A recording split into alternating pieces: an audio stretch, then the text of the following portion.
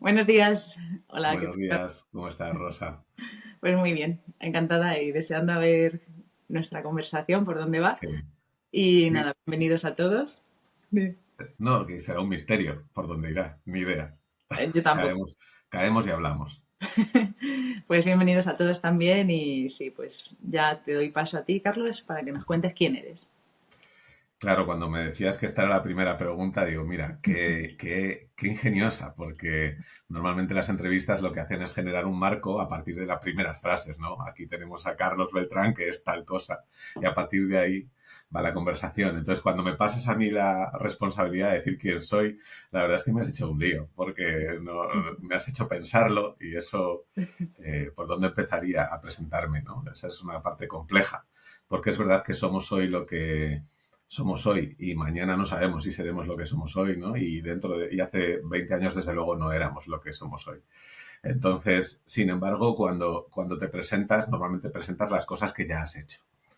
Y yo creo que en este momento soy más, pues hijo de mis padres, que son unas personas muy mayores y que necesitan de mis cuidados, y también soy padre de mis hijos, que son unas personas también ya muy mayores, 14 y 19, niño y chico y chica, y bueno, y que también necesitan que esté yo ahí, ¿no? Y más o menos a partir de ese quién soy, genero el resto de mi personalidad actual, que es muy diferente a lo que hacía hace 20 años, muy diferente a lo que hacía hace 15 o 30, ¿no? Y estoy muy bien así, la verdad. He llegado a este punto encantado. Y yo creo que a partir de generarme una personalidad ya en los últimos años, en las que tengo clarísimo que la prioridad es ser una buena persona y más allá de tener un éxito especial laboralmente o de tener un éxito especial socialmente, que cada vez me atrae menos, algo que apenas miro. Y si sucede, a veces sucede que tienes éxito, pues normalmente en mi caso es por casualidad, porque no estoy detrás de esta historia y sí estoy detrás de ser una buena persona. Y, y, y yo creo que, bueno, cada uno tiene en su cabeza qué es ser bueno y qué es ser malo. Yo creo que eso se genera a partir de la identidad, de a los 3 4 años que ya tienes tu propia identidad, ya más o menos vas viendo qué es ser bueno y qué es ser malo. Y luego la experiencia de los años te va perfeccionando esa percepción, ¿no? Y bueno, pues de toda la lista de cosas de ser buena persona intento quedarme con la mayoría y de la de ser mala persona pues procuro no tener nada, aunque me imagino que es imposible descartarlas todas, ¿no?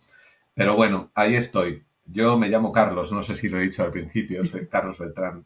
He estado pensando también que mi nombre no dice nada así en principio, porque Carlos es un nombre muy común, y no solo en nuestro idioma, ¿no? Ahí están los Charlies, los Charles, los Carolo, los Carlo, Carls, todos, ¿no? Pero sí que también a lo largo de mi vida he pensado de qué Carlos tengo cosas y de qué Carlos no tengo nada. Y bueno, últimamente hay algunos Carlos que evidentemente no tenían nada de mí, ni yo tengo nada de ellos. Y por eso los Carlos, como Carlos Mazón, por ejemplo, o como Charles Manson, o no sé, o Carlos Baute, son Carlos de los que no tengo nada. Y ellos de mí tampoco, ¿no? Y eso hace que los Carlos tengamos que, creo, que tengamos que ser dueños de nuestro nombre, pero a la vez tengamos que reivindicarlo.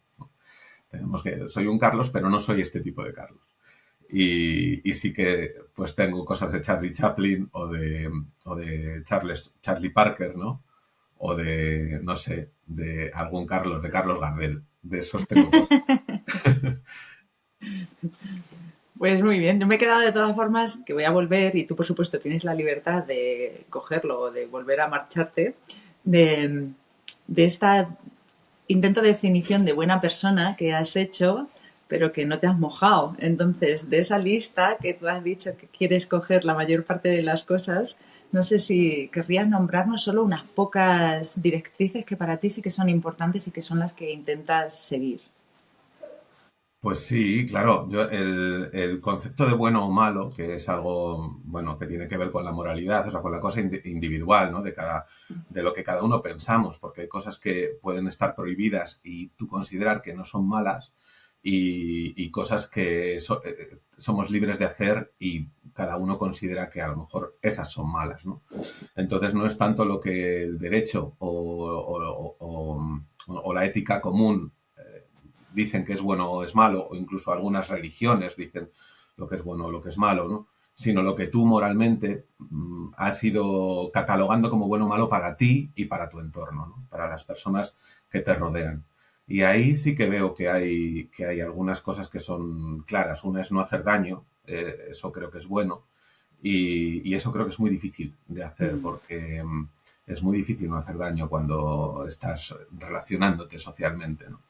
Creo que hay muchas cosas que hay que desaprender porque cuando somos pequeños nos explican algunas cosas como buenas y luego tienes que desaprenderlas porque te das cuenta claramente de que no lo son tanto, ¿no? La manera en la que tratamos a los demás muchas veces, en la que nos burlamos de defectos o aparentes defectos de otras personas, o en la que tratamos a las personas en función de estereotipos. Todas esas cosas hay que desaprenderlas porque no Mm. nos enseñan a cuidar a la gente. Y cuidar no es ir a casa de una persona a ponerle vaselina en los labios porque los tiene cortados, ¿no?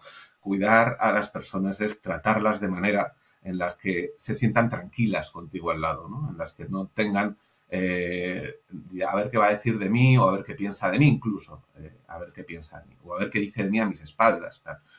Pues todo eso. Yo creo que no vivimos en un mundo fácil para ser buenas personas porque, bueno, en los ambientes laborales generalmente hay más codos y más puñales de los que debería haber. Y en los ambientes sociales también, porque nos educan mucho en la crítica, nos educan o sea, en la bufa, ¿no? Mm. En el reírse de los demás, ¿no? Y bueno, Mm. yo trato de desaprender, creo que lo he hecho en muchos casos y que ahora pues lo que estoy es reaprendiendo. Me alegro. Y me recordaba la entrevista que tuve con Alan Miñón, que es payaso, y que él reivindica en todos sus cursos que hace clown terapéutico el humor celebrativo, ¿no? Que es el que envuelve al otro y no el sarcasmo que es hiriente, que lo que demuestra es ese anhelo de querer dañar al otro mediante supuestamente un humor, pero que no, nada tiene que ver con esa risa, ¿no? Así que sí, me llevaba mucho a esto. Totalmente, hay que reinventar los límites del humor, que siempre dicen, ay, es que tenéis la piel muy fina. Y digo, bueno, a ver, es que, ojo, Mm. Mm. es que te has pasado 3 pueblos, ¿no? O sea, es que al final hay que reestructurar un poco esas mentes, ¿no? Nos Sí. podemos reír de casi todo, pero normalmente las cosas que te hacen gracia a ti, de ti mismo, son las buenas, las que están Mm. bien, y no te importa que otros se rían de ti sobre Mm. esas cosas que a ti te hacen gracia, pero las que a ti no te hacen gracia, es mejor que nadie se ría de ellas, ¿no? Y eso también hay que tenerlo en cuenta. Yo Mm. cuando hace como 2, 3 años que tuve un proceso de enfermedad muy heavy, me di cuenta de que, o sea, maduré muchas cosas, ¿no? Y una de las que maduré es que en la literatura se escribe mucho sobre almas errantes, sobre almas en pena, sobre gente con problemas de distinguir entre lo bueno y lo malo, y mucho, mucho sobre malas personas y malas acciones. Eso es Mm. constante, ¿no? Y de hecho, bueno, o sea, hay literatura ahora mismo la que más se estila es la novela negra y tal, y cosas de asesinatos y bueno, pues yo me planteé muy seriamente aquel momento y dije, creo que es momento de ponerse a escribir sobre personas buenas y Mm. que no pase nada. Es decir, yo estoy tratando de hacer literatura sobre buena gente, ¿no? Y que sea igualmente atractivo, igualmente interesante y que también enganche a quien lo lea, ¿no? Mm. Y en eso estoy. Y lo mismo es en la misma línea de lo que estabas comentando del clown, pero pasado a la literatura. Mm. Pues aunque luego volveremos porque has nombrado este evento que para ti fue fundamental de la enfermedad, pero sí que te voy a dejar que sigas con estos proyectos de literatura, que nos expliques un poquito más, Uh -huh. pero luego recuérdame, que no creo que se me olvide, que sí que quiero que hagas también como un poco más de retrospectiva, aunque este sea el último evento que más te ha ayudado para modelarte tal como eres Sí, ahora, pero también habrá habido otros puntos. Así que claro. dejo esta apartada para regresar a ella para que continúes ahora contando. tus libros, que Maite me sacó el que ella tiene, ¿no? De las Sí, artistas, pero sé que sí. tienes también otro que has recibido un premio y que nos cuentes a ver cuál es este enfoque, la intención y todo lo que tú quieras sobre ello. Bueno, la verdad es que estoy teniendo suerte porque yo siempre he escrito, llevo 30 y tantos años escribiendo, pero nunca he escrito literatura, nunca he escrito libros. He escrito guiones, sobre todo, guiones para televisión, sobre todo además, pero aunque también para radio, o ahora más recientemente para podcast o videopodcast y demás. Pero, pero me planteé escribir libros, porque al final escribir es una profesión, además de una pasión o algo que te llena por dentro, ¿no? Y también te lo puedes plantear como una profesión. Y así me lo he planteado. Entonces, pensé en hacer una serie de relatos sobre mujeres extraordinarias de finales del siglo XVIII, finales del siglo XIX y principios del siglo XX. Extraordinarias en el sentido de que hacían cosas que aparentemente no hacía ninguna otra. Luego ya investigando, pues me he dado cuenta de que había miles haciendo lo mismo, ¿no? Pero estas, además de hacer deporte, o practicar algún deporte concreto, alguna disciplina y a un cierto nivel o a un alto nivel, pues además hacían otras cosas, que era movilizar el entorno y cambiar las mentalidades de la gente de su alrededor, ¿no? Y entonces, para mí eran extraordinarias y hice un libro que se llama Prohibidas pero no vencidas, que ha tenido, bueno, pues muy buena acogida en el mundo de la actividad física y el deporte, y luego además también ha ganado un premio nacional de narrativa deportiva, cosa que, bueno, eso sirve para sentirte bien realmente, porque no tampoco ni te saca de pobre ni nadie se entera, pero bueno, te hace sentir bien. Y luego he estado detrás de escribir, bueno, he escrito una novela sobre la historia de mi madre, que es una buenísima persona, ¿no? Y una parte a mi entender, y una parte de su vida que fue cuando se quedó sin trabajo como profesora de química en un centro escolar, así como bastante de élite. Y entonces decidió cambiar y montar una floristería en un barrio muy popular de Madrid. Y entonces estuvo 8 años después de dejar su carrera como profesora de física y química, porque ella es licenciada en química, pues estuvo 8 años trabajando y llevando adelante, junto con el resto de miembros de la familia, una floristería en Malasaña. Y esos 8 años para mis hermanas y para mí fueron 8 años de crecimiento total, o sea, también de desaprender muchas cosas, ¿no? Veníamos de un barrio, de una realidad, que era nuestra realidad, y aparentemente cuando eres pequeño tu realidad es la única que existe, ¿no? Y de pronto cambias a ese otro ambiente, a ese otro barrio, a otras personas, otro estrato, no solo social, también intelectual, también los pensamientos, también todo, absolutamente todo cambia. Y bueno, aprendimos tanto y nos enseñó tanto nuestra madre aquellos años, también nuestro padre, que me parecía que había que escribirlo. Y entonces he escrito una novela que está ahora por ahí buscando premio. Está buscando premio, que es como el primer paso que hay que hacer cuando tienes un manuscrito en el que crees, ¿no? Que sientes que es una buena obra.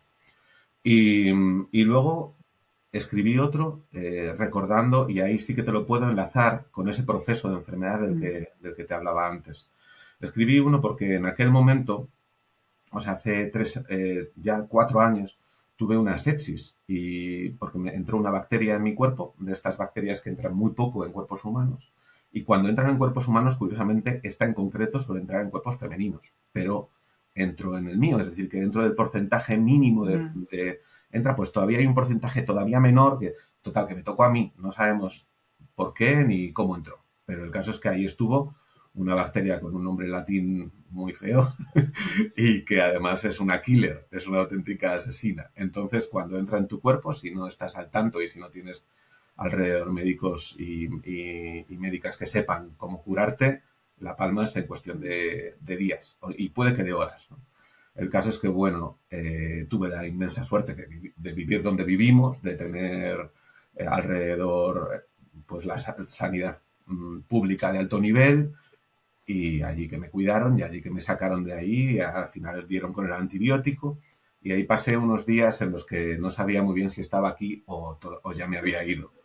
Y eso me hizo, bueno, me hizo pensar en muchas cosas. También después escribí algunos pequeños relatos y a raíz de esto, esta sepsis o esta bacteria que se llama Pseudomonas aeruginosa, por si alguien se ha quedado con con la duda o con la inquietud de saber cuál era, ¿no?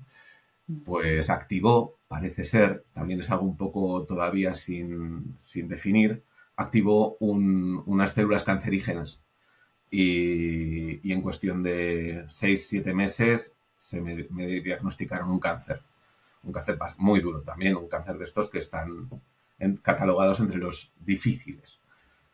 Bueno, todos los cánceres lo son, porque alrededor de la palabra cáncer la cabeza eh, cambia también, cambian muchas cosas, cambia la visión, cambia el horizonte, cambia el futuro y cambia el presente, lógicamente. Y entonces, bueno, pues ahí estuve con un tratamiento y con una operación. Me operaron y fue un éxito total la operación en cuanto a éxito total médico. Ahora ya salí de la operación hecho un cromo, ¿no? Y bueno, y tuve que pasar luego el subsiguiente posoperatorio, que fue largo, pero que con todas las cosas que me iban diciendo mi médico y demás, oncólogos y urólogos y demás, pues empecé a hacer todo lo que me decían y ahora, ya 3 años después, casi 2 años y medio después, estoy fenomenal. Estoy como, no como antes de todo este proceso, pero estoy bastante bien. Mucho mejor de lo que imaginaba que iba a estar, ¿no? Entonces, bueno, todo esto que os estoy contando, porque es que más que dirás, que no sé, No, pienso, porque no has realmente, terminado de contar el título que me pareció muy sugerente de este último relato en base eso es. a esta experiencia, ¿no? Que creo que era con pies descalzos sobre el Justo, hielo. es caminando por el hielo con los pies descalzos. Mm, Lo que me pasaba mucho es que tenía esa sensación. Y era una sensación que puede parecer poética ahora que la lees, ¿no? O puede parecer, no sé, como una imagen un mm, poco especial. Y caminar por el hielo con los pies descalzos es exactamente lo que sientes cuando tú quieres seguir, pero todo es dificultad, ¿no? Cuando te estás resbalando, cuando realmente te faltan los zapatos, cuando no tienes ni crampones, ni tienes siquiera unas buenas botas, ¿no? Y vas ahí. Entonces, en este segundo momento del cáncer, yo me acordaba mucho de una amiga mía que murió unos años antes de un cáncer también, después de un proceso muy duro y en el que, bueno, pues tratamos de convivirlo y vivirlo juntos en la medida de lo posible. Y, y bueno, de todo lo que hablé con ella, de todo lo que rescaté en esos días de todo lo que había vivido con ella. Es una amiga que es amiga mía desde los 6 años, desde el primer día del colegio y que, bueno, pues habíamos vivido mucha vida juntos, sobre todo mucha vida relacionada con la naturaleza, con la montaña, y me parecía que se podía contar perfectamente ese proceso, ese sentimiento, ese despedirse a través de nuestra experiencia en la naturaleza, de nuestro amor por la naturaleza. Y ahí es lo que hice el enlace. Al final era también contar la vida de otra buena persona, ¿no? Y contarla pues a mi manera, de una manera en la que lo bueno supera lo malo siempre, ¿no? Y en esa batalla maniquea que tenemos los seres humanos, ¿no? mm. Pues sí, me quedo con ese homenaje, ¿no? Y también todas estas reflexiones, que no voy a volver a los puntos claves de tu vida, porque creo que ya, como has destacado, el Sí, del me he liado un poco, decía, ¿no? Me he ido, me he vuelto. no, porque has hecho, para mí ha sido perfecto porque has cerrado, pero sí que me voy a quedar porque, bueno, yo soy bióloga, así que la Pseudomonas aeruginosa me parece un nombre común. Sí, claro. No entiendo, Totalmente. no Pues entiendo cuando dónde lo está, cuento no, en otros foros, la gente no la recuerda. no entiendo dónde está la dificultad. Pero luego además, y la sepsis, ¿no? O sea, todo lo bien que has contado, sí que me gustaría también seguir un poquito antes de continuar, pues esa lucha mental, ¿no? Porque efectivamente yo también he acompañado a muchas personas enfermas de cáncer y no es fácil, porque efectivamente, bueno, que seguimos aquí, hemos tenido Sí, un cortocircuito. no tenemos un día muy nublado, muy lluvioso aquí y yo creo que a veces se va la luz y eso me hace que me vengo abajo.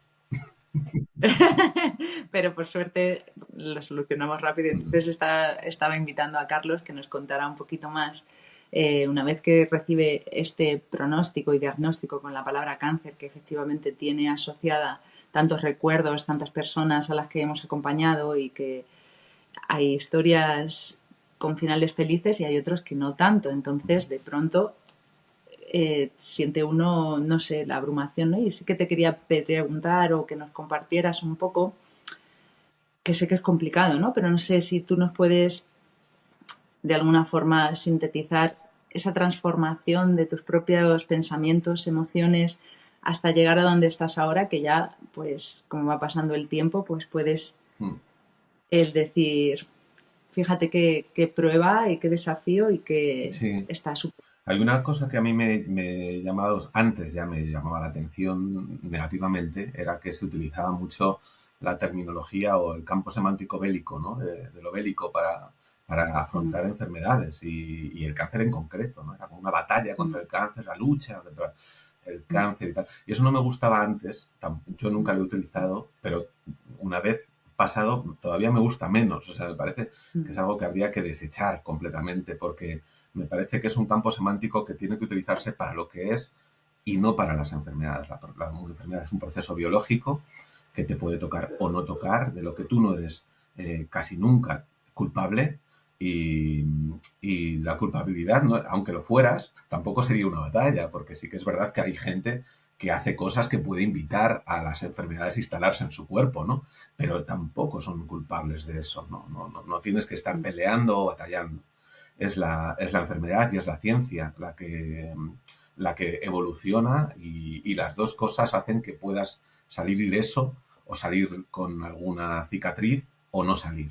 Pero tú, en realidad, lo que tienes que poner es, yo pienso, de tu parte. O sea, no venirte abajo en la medida de lo posible, aunque es dificilísimo, y sobre todo poner otra vez o reestructurar otra vez en tu mente lo que son las prioridades para ti, ¿no? Hay una cosa que a veces sucede, que es que cambias el condicional por el presente perfecto, el debería hacer por el tengo que hacer, ¿no? Y eso, si lo haces, también viene bien. O sea, vivimos mucho en condicional. Debería hacer esto, o tendríamos que tal, o habría. Pero cuando tienes un horizonte más cercano de despedida, pues entonces tienes que hacerlo, porque si no, pues bueno, pues al final se queda sin hacer, ¿no? Y luego hay otro pensamiento que también me ha acompañado mucho, es que yo me he ido de muchos sitios y no ha pasado nada. O sea, me echan de menos en algunos, en otros hasta seguramente estarán más contentos sin mí, ¿no? Y quiere decir quiero decir con eso que es verdad que irte es algo que te repercute más a ti que al resto, aunque dejes cosas y dejes vacíos y dejes huecos. Pero quien realmente te vas eres tú, ¿no? Y cómo te vas y qué dejas. Esas son dos preguntas que mucha gente se debería hacer, incluso sin necesidad de tener un horizonte cercano de despedida, ¿no? Al final, yo pienso que muchos de los males del mundo nos vienen porque la gente no se pregunta qué voy a dejar aquí. Pues sí, yo estoy de acuerdo contigo porque, como he dicho, yo también he acompañado y en mi familia estudié biología, de hecho, porque en mi familia había una mutación genética que ocasionaba cáncer de mama y ovarios y entonces todas las mujeres murieron de ello y yo quería entender un poquito más. Y estoy de acuerdo contigo con lo de la lucha, porque claro, yo una vez que encima lo estudias biológicamente dices, pero es que luchas contra ti mismo, son tus propias células las que están sobrecreciendo de forma exponencial. Una batalla contra uno mismo pierdes siempre, ¿no? Entonces yo era como, habrá que hacerlo de una forma distinta, de como tú dices, ¿no? De abrazar incluso, ¿no? Yo siempre, en un momento hace muchos años hice esta reflexión en las redes de decir a nadie, a un niño que está berreando, no se le ocurre pegarle. Lo Ya no, coges y lo abraces, claro, ya no. claro, ya no. Antes sí, ahora ya no. Entonces, mm, entonces es un poco así Mm, y sí es que verdad. me quedo con estas Es reflexiones verdad, yo, y yo me quedaba o me he quedado con la palabra y el concepto proceso. Eh, a mí me parece más interesante que batalla o que lucha o que lo que quieras así, ¿no? Y es un proceso. igual Mm. que te planteas objetivos, igual que en una ascensión a un pico, o igual que en un entrenamiento para conseguir realizar algo de...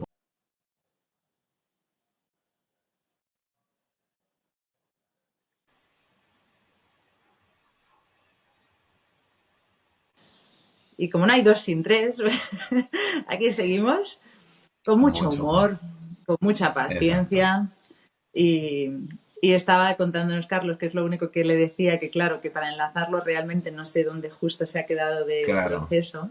Bueno, yo estaba hablándote de que considero que esto es un proceso, ¿no? Había una, Mm, te conté que primero tuve la sepsis. La sepsis tiene de sí. componente así un poco distinto a lo otro, que te medican con unos antibióticos muy salvajes, ¿no? También, claro, es una Mm, cosa que, para que dentro de tu cuerpo haya ahí un cambio y se frene esa infección bestial, ¿no?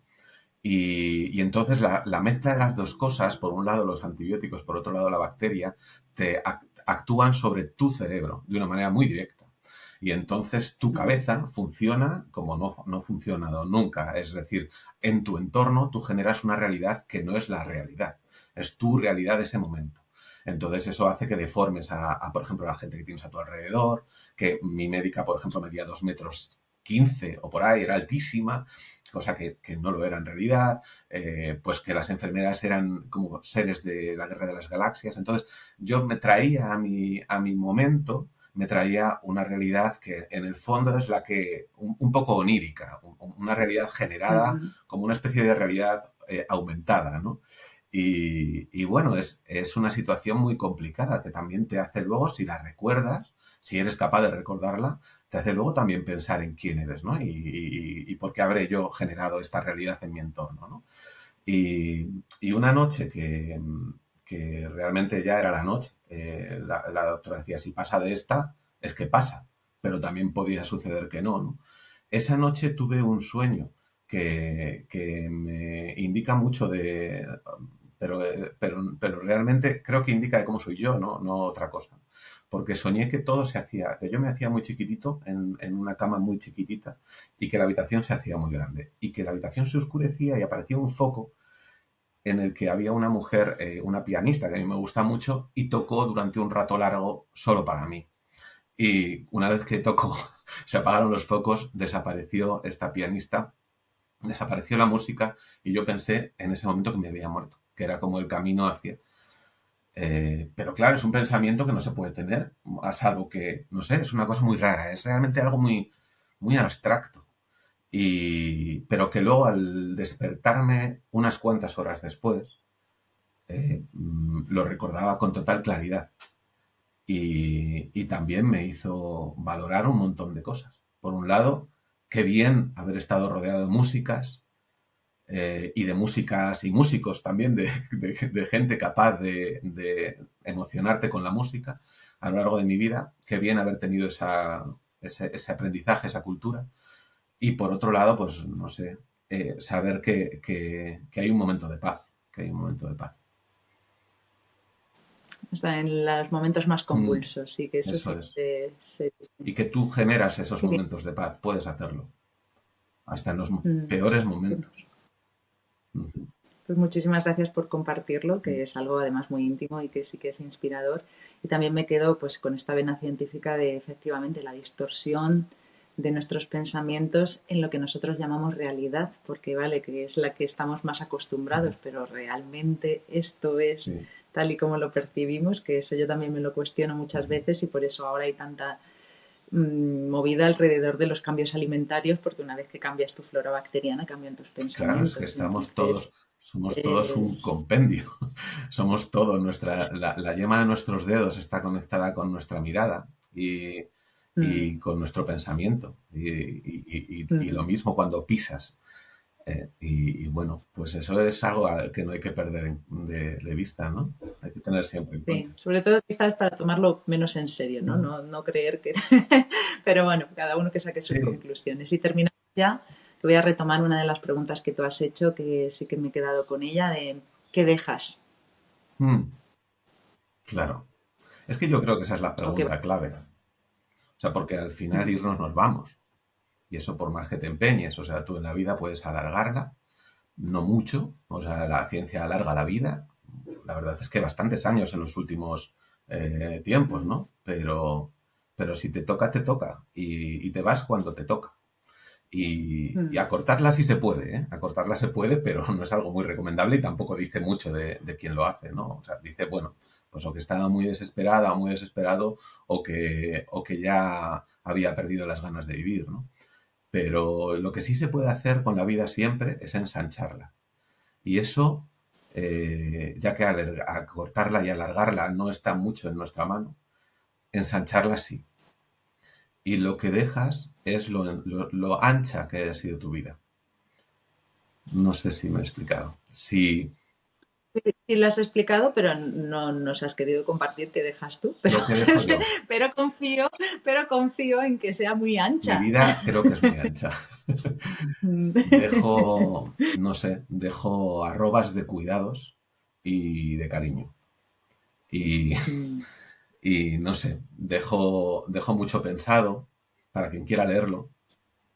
Y, y luego dejo muchos momentos de risa, que eso también es muy bueno. Creo mm. que eso es en lo que más me he centrado en mi vida, en hacer sonreír a la gente. Y sonreír bien, ¿eh? No, no reír jiji, no, no, sonreír. Y, Mm, y todo eso es lo que dejo. Luego dejo aquí a mi entorno que si me voy, dejaré a gente muy buena, que han aprendido mm, no sé, a buscar en los demás las cosas buenas. Y eso, no sé, puede parecer así un poco cursi, un poco fatuo, no sé, pero creo que ya es hora de que la humanidad empiece a valorar a las personas buenas y dejemos de mm, votar, de colocar en las presidencias y en los puestos de cargo y en los puestos de mando a personas malas. Cuantas menos estén ahí, mucho mejor. mm.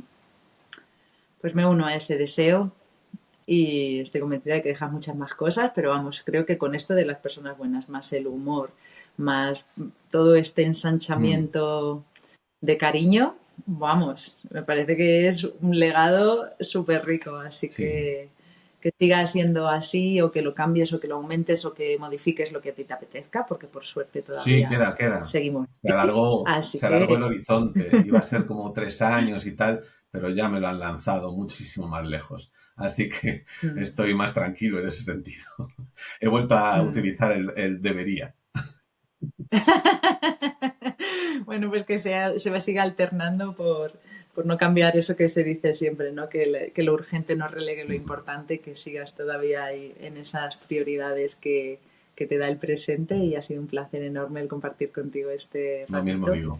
y, y deseando leerte también, así que nada, aquí Pues ahí esperando está, ya me estos contarás. premios y los demás. Ya te contaré. Pues un abrazo grande, un abrazo también para todos Lo los mismo. oyentes y Hasta pronto. hasta la próxima. Eso. Un besito. Chao. Uy.